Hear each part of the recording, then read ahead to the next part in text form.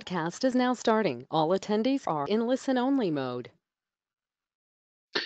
Greetings, everybody. My name is John Raphael. I'm the Director of Educational Services at the National Alliance for Direct Support Professionals, and we welcome you to a really fabulous webinar we're about to have.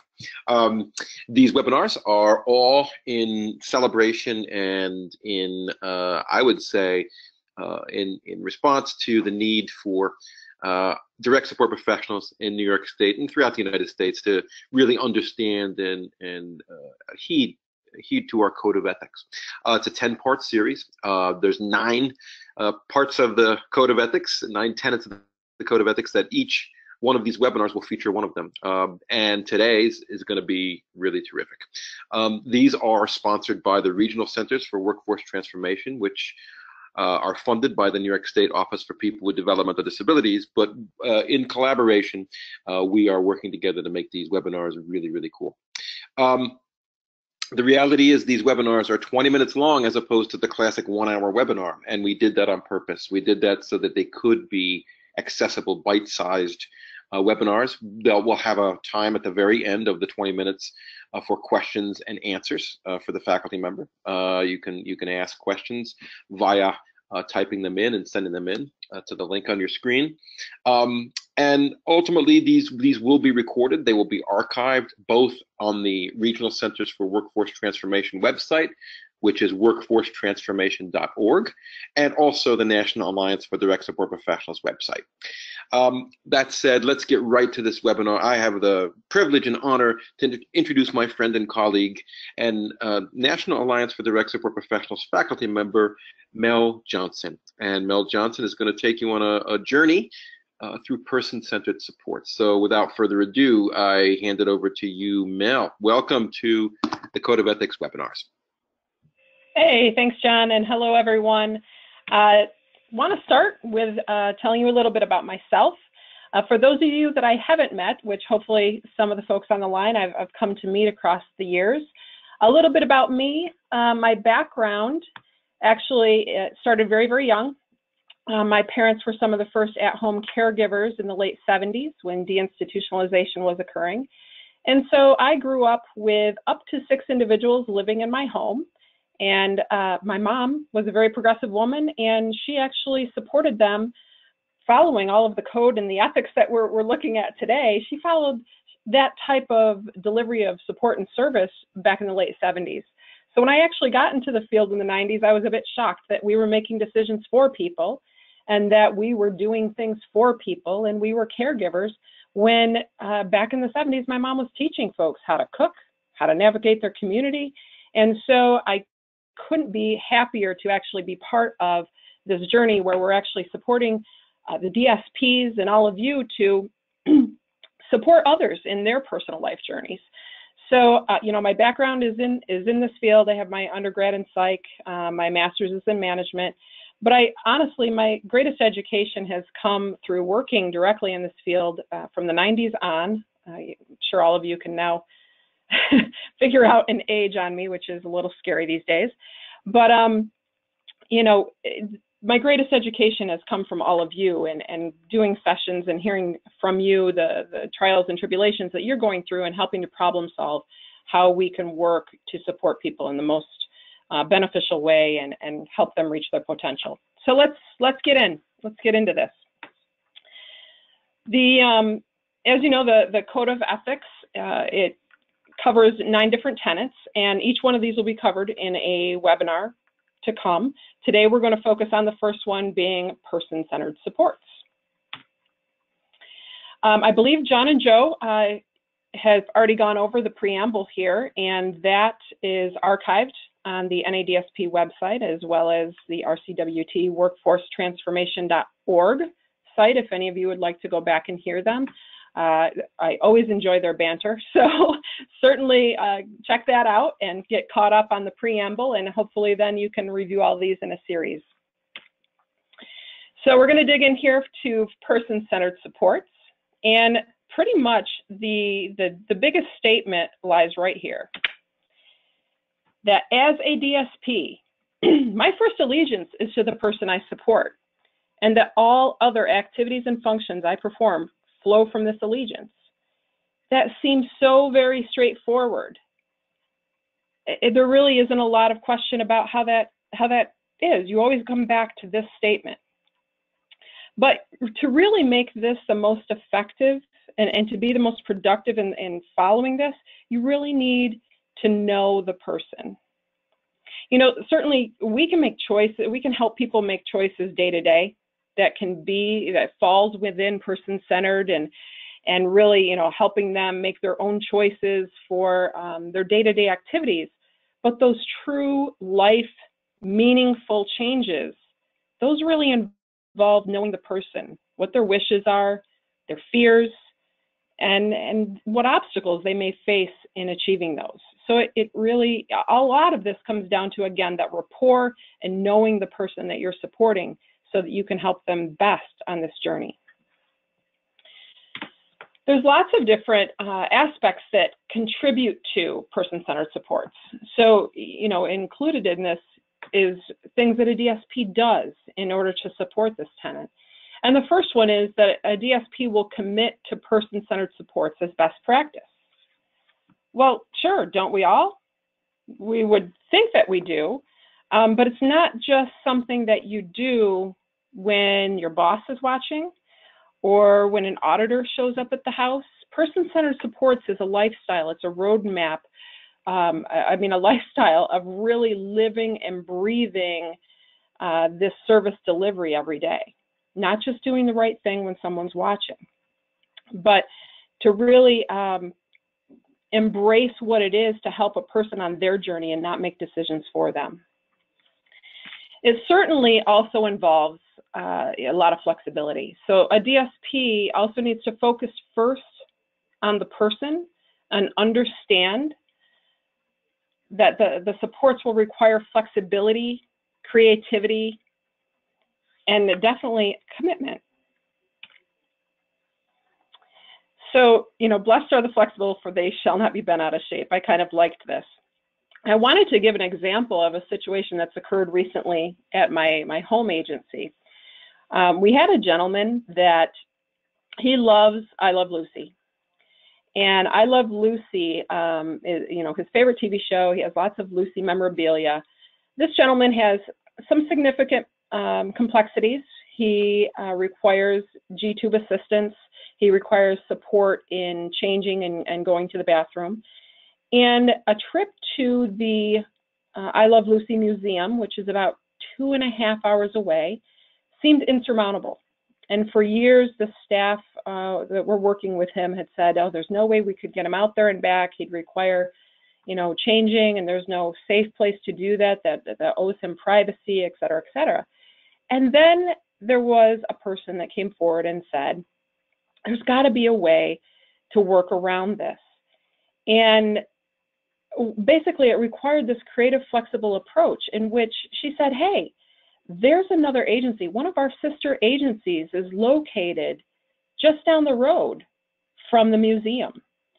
And what if we call them and see if we can drive there, use their facilities there, maybe, you know, in one of their day programs, use a table where we can change and have some privacy to do a G-tube feeding with this individual. And then we could head over to the museum, spend some time at the museum, and be able to go back there and again support his needs at the time before we take the trip home. Boom, it all came together. The person was able to spend the day at I Love Lucy Museum. His needs were met. He was one happy guy. But this was always seen as an obstacle. It would have been a 6-hour journey where in this way, we were able to break that up into pieces that his support was able to be delivered. And the DSP was flexible, creative, and found a way to support something that was important to him. So moving along, as a DSP, we also need to make sure that we honor those who cannot speak by seeking other ways to understand them. And certainly, you know, there's lots of different aspects of doing that. There's something as simple as learning sign language to help support and communicate with people. But even for those that may not use or understand sign, again, if we go back to that getting to know the person, you know what lights them up.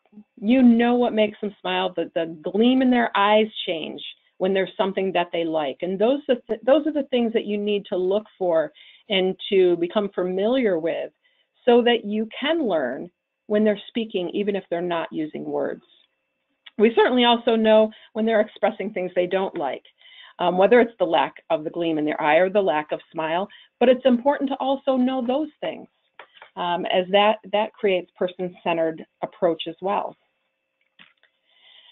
As a DSP, certainly we need to recognize that each person is capable of directing his or her own life. And I like to use the analogy of, historically, the people that we've supported have always been similar to a person in the back seat of a car. We've driven them around, we've told them where they're going, we've made all those decisions in life for them. And the day has now come in which that person is getting handed the keys. They're the person getting in the driver's seat, and the DSP, or the people that support them, are taking their place in the passenger seat, that shotgun position, that co-pilot position. And as the person in the co-pilot role in that passenger seat, when you're driving, you're the one helping to navigate. You're the one helping to say, oh, this route looks a little better than the other. Or if we go this way, it might be faster, but it's more longer trips, that kind of thing when you're driving. And that's very similar to the way your role is as a DSP or person that's supporting the individual in the driver's seat now. We're not there to do the driving. We're not there to make the decisions, but we're there to kind of give input into what the best route may be, or helping them navigate and decide what the best route may be. And that doesn't come easy. Sometimes the person themselves, they may not quite be ready to be in the driver's seat. They might not quite be ready to take over the keys, because that's can bring some anxiety for them as well. So again, know your person, know when they're ready, and in maybe what domain they're ready to take over and make decisions, and what domain they may not be. And let's face it, it's not perfect. I don't know about you, but the day after I got my permit, I had my first accident. And guess what? As the person gets into that driver's seat, it's not going to be perfect for them either. We need to make sure to have patience, and we need to make sure that we allow for mistakes, because mistakes is where we learn. That day after I got my permit, I learned that there's a blind spot when you're backing up. They're going to learn as well that the decisions they make have an outcome, have consequences. And some of those consequences are great, and some are not so good. So it's okay to be that person, that co-pilot, who's going to help them determine what those consequences could very well be as they navigate their journey and their choices in life. As a DSP supporting person-centered supports, we'll also recognize that the unique culture, social network, circumstances, personality, preferences, needs, and gifts of each person supported must be the primary guides for the selection, structure, and use of supports for that person. Imagine that. Every person's an individual. Every person is unique. That's not a shock, right? I love this cartoon. I don't know if any of you have ever seen this before. It's a little blurry, so I apologize. The larger you try to make the picture so you can read it, the blurrier it gets. But it says, for a fair selection, everybody has to take the same exam. Please climb that tree. Well, obviously, everyone there is not going to be as successful in climbing the tree. I want you all to think of your days in the classroom. What if all we did was to focus on the deficits that you had? I know I certainly excelled at math and science, but man, my history class about killed me. It certainly killed my GPA.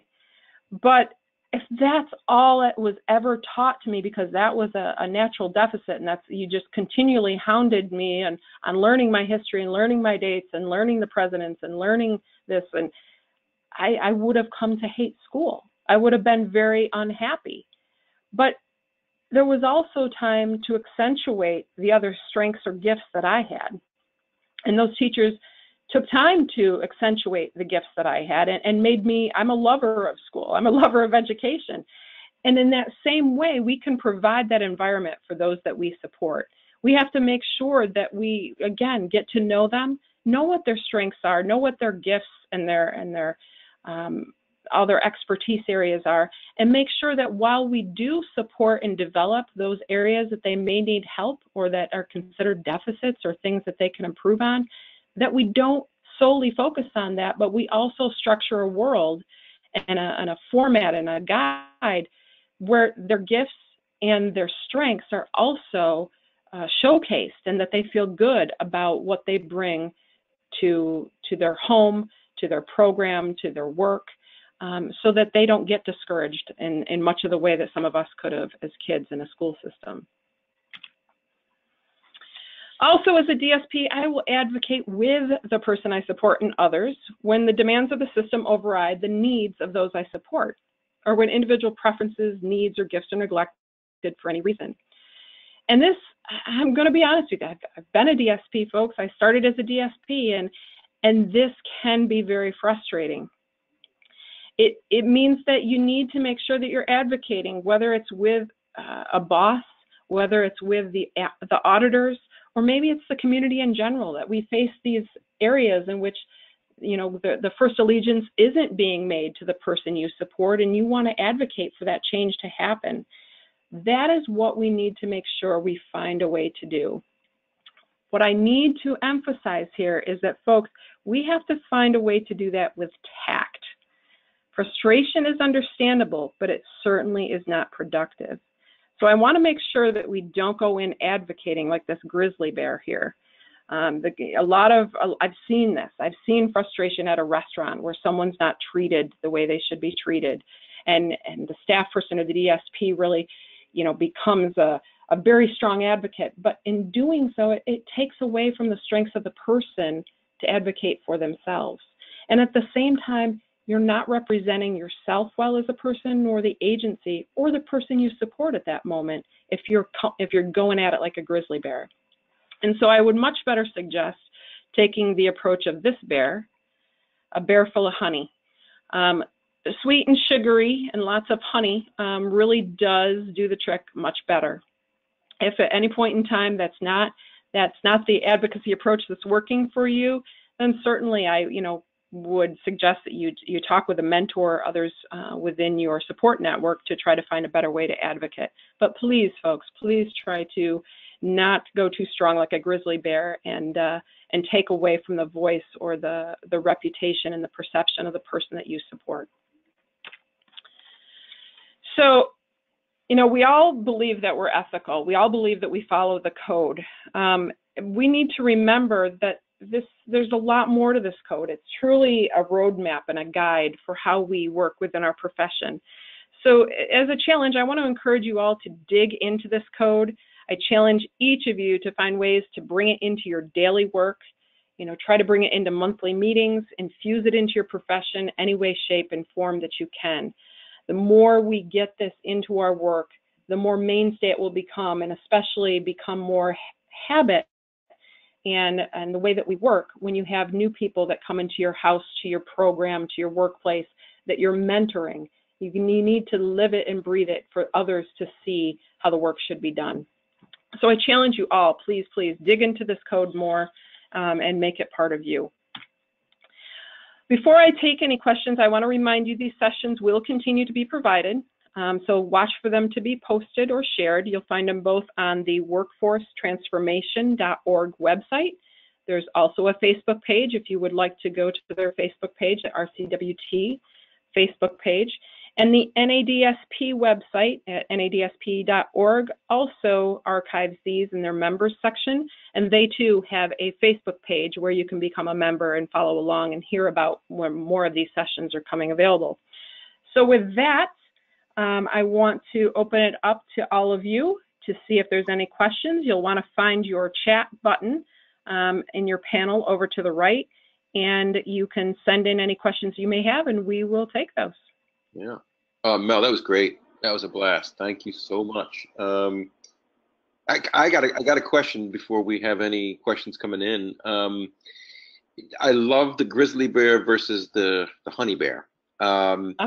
And so I guess the question I have is, what do you do when you're in that moment, when you're in and this deals with advocacy, which is also another one of the tenets of the Code of Ethics, advocacy, but in the context of being person-centered, obviously, that advocacy can come in. So what do you do when you're in that, say you're in a situation where you're angry at the treatment that somebody's getting, perhaps in a public venue, whether it's a diner or a restaurant or at Walmart or something.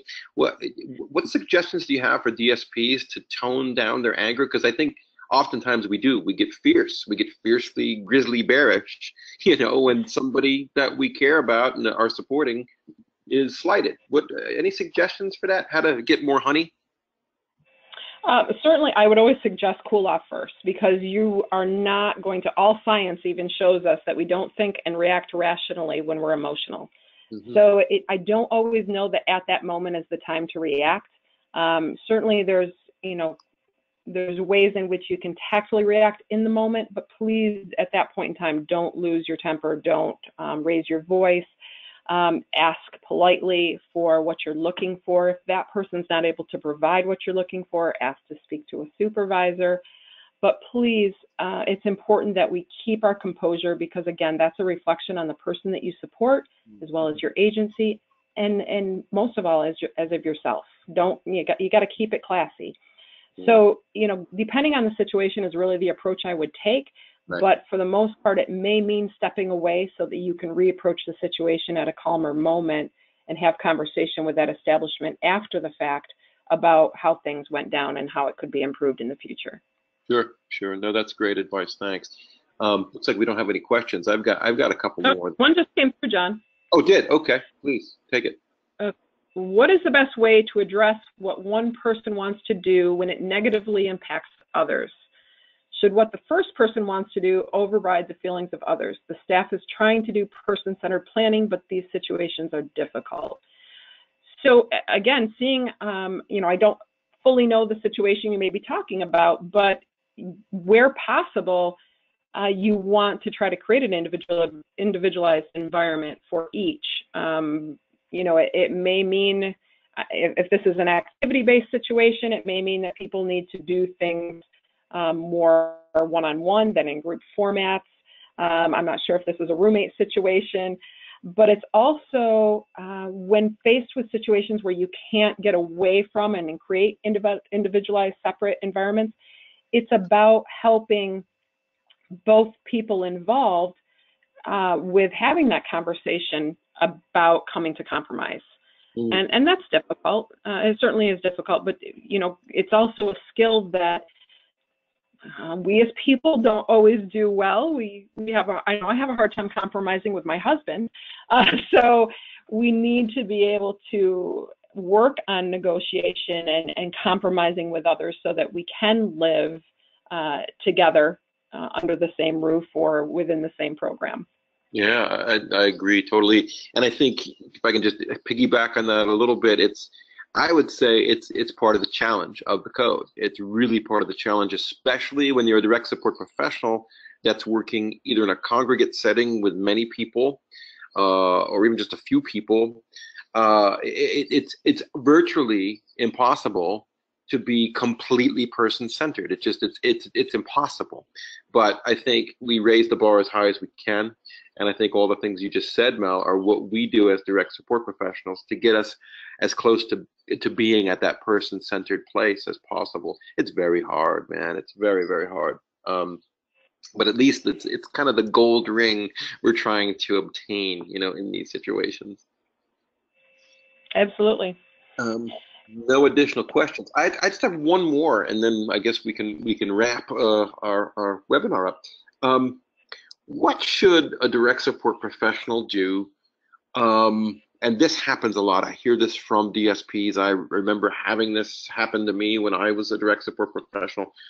A lot of the people that we support have all kinds of different plans and behavior plans and individual support plans and what have you. Diet plans, all that kind of good stuff. And what happens when that person that we're supporting indicates to us that they're not happy with that plan. But you're in that position as a direct support professional to continue to follow that particular plan. What should happen there? What do you do? Is it advocacy? Is it going against the plan? What do you do to be person-centered, Mel? Well, I think the best option would be, John, is if you were the person I was supporting and I noticed that that a goal plan or something that you were working on was clearly not something you wanted to do, I would have a conversation with you first to find out what other areas you may be interested in, and then, you know, help you to advocate your position to whether it's a HAB coordinator or the plan, you know, whoever writes your plan. In many different environments, it's different people. Sure. Help you to advocate for that change, but going in with an idea of something you'd like to do. Because a lot of times, you know, we just say so-and-so doesn't like what they're working on, but we don't have a suggestion on what else they should work on or what they're interested in working on. And it comes best from the person supported. So if you, as that person that's developed a great, you know, if I've developed a great rapport with you, John, you and I are going to go out for coffee, let's say, and we're going to have a conversation about what things interest you. Clearly, John, you know, you've been working on these things for the last 3 months, and almost every time someone approaches you, you decline to participate.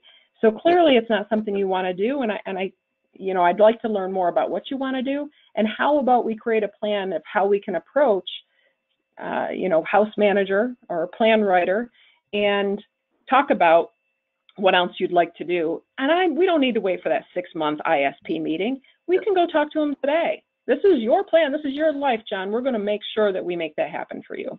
Wow, that's cool. That's person-centered. Hey, we have a comment from our one of our friends in Herkimer, New York.